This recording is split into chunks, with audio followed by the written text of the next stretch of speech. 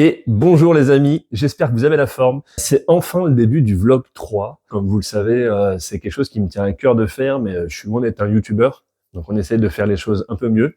Alors il y a beaucoup de nouvelles choses par rapport à la fin du vlog numéro 2.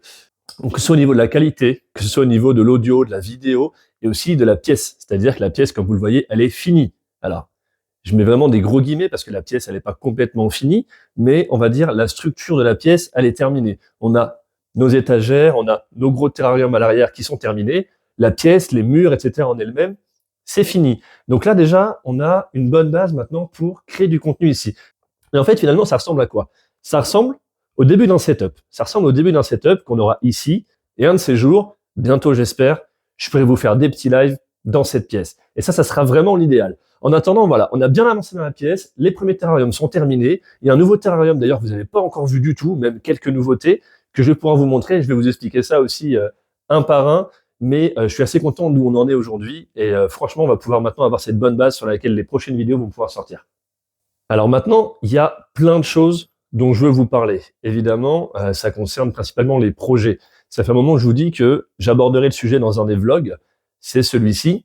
On va parler, alors je vais vous montrer évidemment ce qui a été fait depuis, je vais aussi vous parler des projets en lien directement avec les terrariums et la pièce, ce qu'on va faire ici, mais je vais aussi vous parler du projet qui est plus personnel et professionnel autour de tout ça. Ça, je vous en parlerai un petit peu plus tard dans la vidéo. En attendant, déjà, je vais vous montrer un petit peu les terrariums et un petit peu la pièce où on en est actuellement. Alors tout d'abord, on a ce terrarium-ci. Alors là, celui-là, il est pas du tout fini, comme vous le voyez, il y a encore un tuyau qui dépasse, etc. Ça, c'est pareil, c'est des terrariums en fait qui servent juste à faire quelques boutures. Donc voilà, on va voir si la mousse prend un petit peu. Et aussi pour faire survivre des colonies de cloportes, de colamboles, etc. Donc voilà, ça vit tranquillement là-dedans. Celui-ci, c'est l'ancien terrarium des crabes vampires, l'aquaterrarium. Ils sont encore dedans, mais plus pour longtemps, puisqu'ils vont bientôt aller dans le grand. Ici, c'est le terrarium des Dendrobates auratus blue. Voilà, ça c'est un des premiers terrariums tropicaux qu'on a fait, qui est bien planté. Donc là, voilà, je vous les remonte un petit peu tous pour ceux qui ne les connaîtraient pas, c'est toujours sympathique. Et le deuxième, donc, pour une autre sorte de grenouille poison, les Ranitomeia reticulata. Donc ça, c'est le deuxième terrarium tropical qu'on avait fait. Et maintenant, je vais profiter de ce vlog pour vous présenter le nouvel aquaterrarium. Alors, il est loin d'être fini, mais regardez. Celui-ci avec la petite cascade sur le côté. Donc là, c'est un des premiers aquaterrariums que je fais avec une cascade, hein, donc je suis débutant encore. Ici, bien sûr, comme d'habitude, on va attendre que les mousses prennent, que les plantes prennent, qu'il y ait tout qui prenne un petit peu vie là-dedans. Mais je pense qu'il va être plutôt sympathique, celui-ci. Et quand ce sera bien pris, on y mettra, évidemment, les crabes vampires. En tout cas, ça fait partie des projets les plus court terme et qui seront réalisés dans les semaines à venir. Celui-ci va avoir besoin d'un petit peu de temps, mais comme d'habitude, la nature reprendra ses droits et il y en aura un peu partout, ça sera beaucoup plus vert. A l'inverse, dans les terrariums désertiques, vous pouvez constater que par exemple dans le terrarium des lézards écoliers, on a enlevé tout le sable au sol. Alors on a eu des soucis avec les lézards écoliers, ils faisaient que s'enterrer durant l'été, et il fallait absolument qu'on arrive à les sortir pour les nourrir avant l'hibernation. Donc voilà, ils sont là, il y a Todd qui est en train de bronzer, hop, là-haut, et Domino qui est posé dans le décor tranquillement. Alors on a juste enlevé le sable, pour le reste le décor reste le même, et on va attendre qu'il passe en hibernation, donc là très bientôt, à l'heure où je vous tourne cette vidéo. Et ensuite on remettra quand même un substrat un petit peu au sol, mais beaucoup moins d'épaisseur, de manière à ce qu'ils ne puissent pas creuser comme ils le faisaient, parce que c'était introuvable, ils étaient introuvables. En attendant, hop, voilà, Thorn en dessous, donc dans son terrarium, regardez, il est là-haut. Voilà, là vous voyez un petit peu le Thorn, alors c'est pareil, dans son grand terrarium. Lui, ça fait pas longtemps qu'on l'a installé dans celui-ci. La dernière vidéo que vous avez vue, le Thorn n'était pas encore installé dans son nouveau terrarium. Donc là c'est pareil, comme pour les lézards écoliers, c'est un terrarium de 2 mètres de long, par 90 de haut, par 90 de profondeur. Donc ils ont vraiment des palaces. Voilà, vous voyez à peu près à côté de moi la taille que ça représente. Donc je suis à peu près 1m80. Vous voyez, ça fait à peu près 1m90 de haut, quoi. Et du coup, maintenant, je vais en profiter pour vous montrer les prochains projets, court et moyen terme, voire même long terme. Les prochaines étapes, ça va être ici. Vous voyez tout ce bordel-là. Donc ça, c'est tout le matos qui me sert à faire les terrariums, etc. Ici, on a un coin bordel aussi. Ici, hop là, vous voyez une espèce de grand coffrage ici. Je vais y mettre des étagères en large comme ça, pour pouvoir justement ranger un petit peu de tout le bordel qu'il y a ici. Puisque ici, il y a des projets. Donc ici, dans cet angle, donc là nous sommes à droite de ce terrarium-ci, ici dans cet angle à gauche, il y aura un flexarium vertical pour caméléon. Et là, À la place de tout ce bazar, cette étagère remplie de bordel, je rappelle, ce bazar ira dans les étagères là-bas. À la place de tout ça, là, sur 3 mètres environ, il y aura notre plus grand projet. Et ce gros projet, c'est un terrarium pour des dragons d'eau. Les dragons d'eau, ce sont des animaux qui sont arboricoles, qui vont aimer grimper, mais qui vont aussi avoir besoin d'un bassin d'eau en bas. Donc là, on aura un méga terrarium, ça arrivera on va dire dans les années à venir, parce que c'est un gros budget, c'est un gros projet, ça va être vraiment un terrarium gigantesque. Quand la pièce sera finie, on aura donc cette partie-là, qui est donc la partie désertique, comme vous le voyez, toujours avec les murs couleur sable. Il y aura donc ces 2 grands terrariums dedans. Il y aura ici toute une partie pour les élevages d'insectes, qui sera probablement ici. Bon, ici, je ne sais pas exactement encore ce qu'on va faire à ce terrarium-là, on le mettra ailleurs. Voilà, petit coucou dans le jardin. Ici, donc, la finalité dans cette partie-là, ce sera en bas, 4 terrariums verticaux comme celui-ci. 1, 2, 3, 4. Et au-dessus, 5 verticaux qui feront, eux, par contre, 90 de haut. Donc, ça sera des terrariums qui iront jusqu'au plafond. Tout cela que vous voyez là, ce ne sont que des terrariums temporaires. Je ne parle pas des 2 du bas, je parle des 3 du haut. Les 3 du haut, ici, ce sont des terrariums temporaires. Pour le moment, ce terrarium et ce terrarium, ce sont juste des terrariums temporaires pour cloporte, colambole et pour faire des boutures de plantes. Celui-ci, qui est donc le terrarium, l'aquaterrarium des crabes vampires, finira dans celui-ci. Enfin, le contenu, bien évidemment. Donc, ici, il n'y aura plus l'étage du haut avec les 3 terrariums horizontaux, il n'y aura que des verticaux, et ici, les verticaux en dessous. Donc, côté désertique, côté tropical, aquaterrarium, flexarium caméléon, terrarium géant pour dragon d'eau. Du coup, je vous ai montré un petit peu les nouveautés qu'il y a dans la pièce. Alors, c'est loin d'être fini, hein. Comme je vous ai montré, on a encore des gros projets, mais en parallèle, moi, il faut que j'avance sur mon projet de création d'entreprise. Je vous en ai déjà maintes fois parlé, mais c'est vrai qu'on n'a pas abordé vraiment le sujet dans les vlogs. Mon objectif, c'est donc de créer cette entreprise de création d'habitat pour animaux exotiques. Je suis pas encore tout à fait au point, j'ai décidé d'attendre encore quelques mois avant de lancer cette fameuse entreprise. L'objectif, ça va être donc de créer des habitats pour les animaux, donc les terrariums, les aquatariums, paludariums, etc., et de les vendre. Non seulement l'idée, c'est de créer des habitats qui sont optimisés pour le bien-être des animaux, et en plus de ça, qui seront beaux, qui feront une belle décoration. Je pense qu'il y a beaucoup de gens à qui ça pourrait plaire, mais qui peuvent avoir des barrières.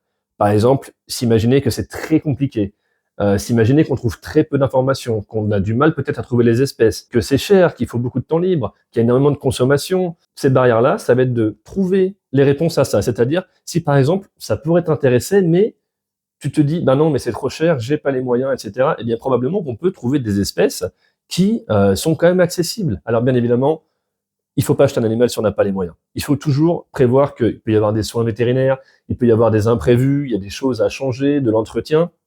Il faut toujours un minimum de budget, un minimum de temps libre. Il y a des animaux qui sont beaucoup plus accessibles.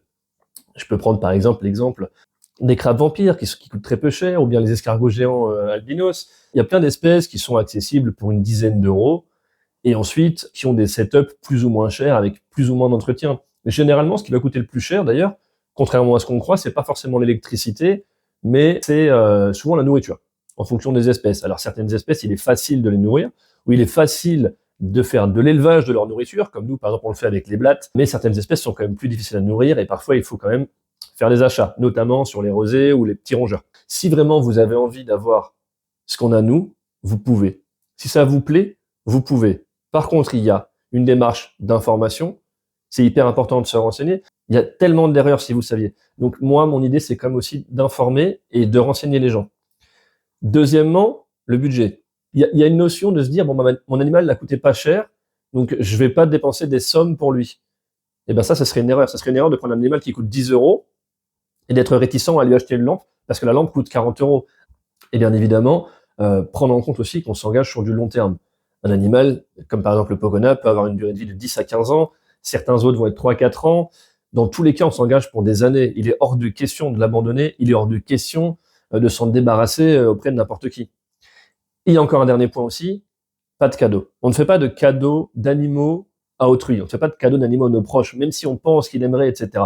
Un animal, ça se prépare. On prépare son arrivée. On prépare son achat par l'information, par la préparation de l'habitat, etc.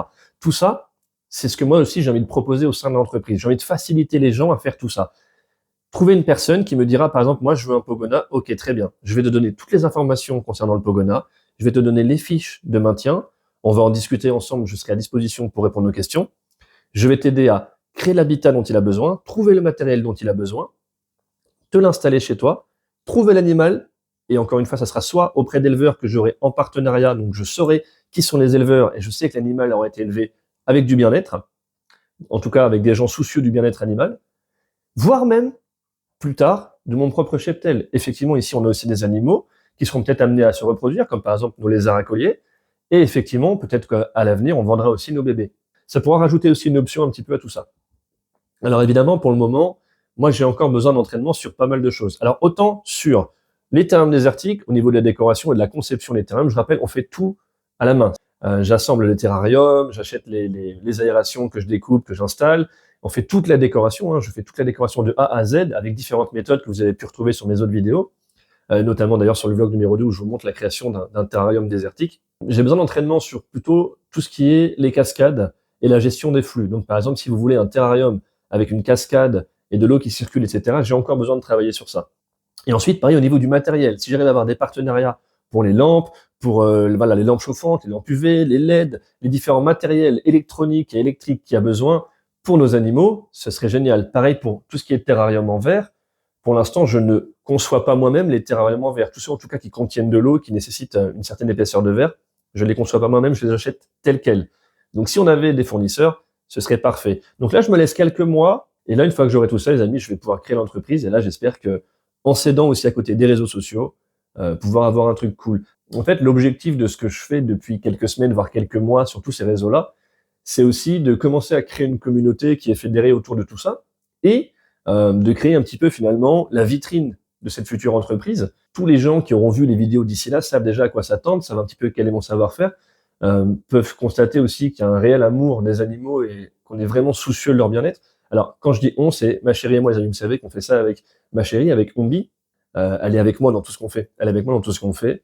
Que ça soit dans les vidéos, dans les montages, c'est souvent elle qui tient la caméra derrière. Là, c'est un trépied, mais c'est souvent elle qui participe. Et elle est aussi avec moi à fond dans cette passion. Elle, c'est surtout les grenouilles. Et par exemple, dans tout ce qui est dendrobates, grenouilles même de manière générale, c'est elle l'experte. C'est pas moi. S'il y a des questions, c'est elle qu'on les pose. Donc, c'est une associée de poids. C'est pour ça souvent que je dis on et pas je, puisqu'on est à deux dans tout ça. Donc voilà, pour un gros résumé. Alors là, j'ai beaucoup parlé, mais j'espère que ce sera quand même assez clair. C'est pas toujours facile de synthétiser un projet. Je pense que tous les passionnés de terrariophilie qui sont soucieux du bien-être animal, c'est comme ça que je me sens, c'est comme ça que je me définis. On voit tous les jours des choses absurdes et horribles. Notamment, moi, je suis sur les groupes Facebook, pour le Pogona, etc. Je vois tout le temps des gens qui font n'importe quoi. Et je sais au moins que les gens qui passeront par mon entreprise vont avoir les bonnes informations. Et les animaux qui transiteront du coup par ça, parce que ça reste un commerce. Le but, c'est quand même de faire de l'argent, mais les animaux qui passeront dans ce commerce-là, dans mon commerce, je sais au moins qu'ils seront bien traités, qu'ils auront un avenir dans les meilleures conditions possibles. C'est vraiment ce qui m'importe le plus. Quoi qu'il en soit, les amis, c'était le vlog numéro 3. N'hésitez pas, comme d'habitude, les amis, si vous avez envie, à liker et commenter la vidéo. Alors, on n'est pas sur des vidéos de youtubeurs faites pour générer du clic, du watch time, etc. L'idée, c'est vraiment de vous expliquer les projets, de ce qu'on est en train de faire en ce moment. Mais bien évidemment, plus on peut avoir de réactions, plus on va avoir un bon référencement. Et l'idée, c'est pas de faire des millions de vues. L'idée, c'est vraiment de fédérer des gens autour du bien-être animal. D'ailleurs, il y aura une petite parenthèse. Je vais faire une vidéo séparément sur ça, que vous verrez probablement arriver bientôt sur les réseaux, sur justement l'aspect éthique et le côté moral. Et autour de la question qui est, est-ce qu'on peut aimer les animaux et en posséder? Parce que ça, c'est quelque chose forcément qui revient souvent dans les discussions, et on va parler de ça très bientôt dans une vidéo. En attendant, je vais vous laisser, c'était un vlog un peu plus long que les autres, j'espère qu'il vous aura plu, j'ai plein d'idées de projets encore en tête, je vous spoil pas tout, vous verrez ça dans les prochaines vidéos, dans les prochains contenus, et normalement très bientôt vous verrez aussi des lives dans cette pièce, en tout cas j'espère. Merci à tous les amis d'avoir été présents, d'avoir suivi cette vidéo jusqu'au bout, et à très bientôt.